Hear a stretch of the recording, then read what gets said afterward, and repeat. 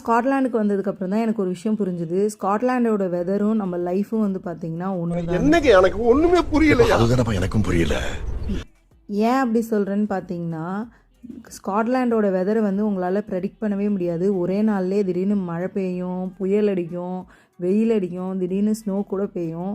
எந்நேரமும் நம்ம வந்து ஆஃபீஸ் போகும்போதும் சரி, கடைக்கு போகும்போதும் சரி, அலர்ட்டாக தான் இருக்க வேண்டியதாக இருக்குது. அதே மாதிரி தான் நம்ம லைஃப்பும். திடீர்னு ஹாப்பி மூமெண்ட்ஸ் வரலாம், இல்லைனா சேடான ஒரு விஷயம் நடக்கலாம். எது நடக்கும்ன்றது நமக்கு தெரியவே தெரியாது. எப்போவுமே அலர்ட்டாக தான் இருக்கணும். அதே மாதிரி லைஃப் வந்து ரொம்ப அன்பிரடிக்டபிளாகவும் தான் இருக்கும். ஸோ அதனால் ரொம்ப யோசித்து ஃப்யூச்சரில் என்ன நடக்க போகுதுன்னு நினச்சி இன்னைய நாளை வந்து ரொம்ப கஷ்டப்படுத்தி உங்களை வருத்தப்படுத்திகிட்டு இருக்காதீங்க. அதுக்கு பதிலாக இருக்கிற மொமெண்ட்டை வந்து ஹாப்பியாக என்ஜாய் பண்ணுங்கள். அதே மாதிரி நம்ம என்ஜாய் பண்ணணுன்னு இருக்கிறதுக்காக நம்மளை சுற்றி இருக்கவங்கள கஷ்டப்படுத்தக்கூடாது. அவங்களையும் முடிஞ்ச அளவுக்கு சந்தோஷமாக வச்சுக்கோங்க. மீண்டும் சந்திப்போம். பாய்.